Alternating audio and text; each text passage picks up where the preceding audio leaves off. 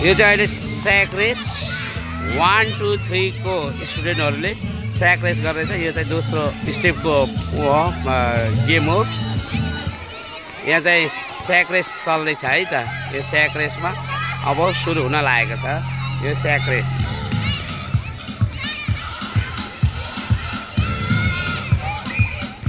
यहाँ म्यामहरू एकदम तयारी रहनु भएको छ। अब स्याक रेस है त अब सुरु हुन लाग्यो।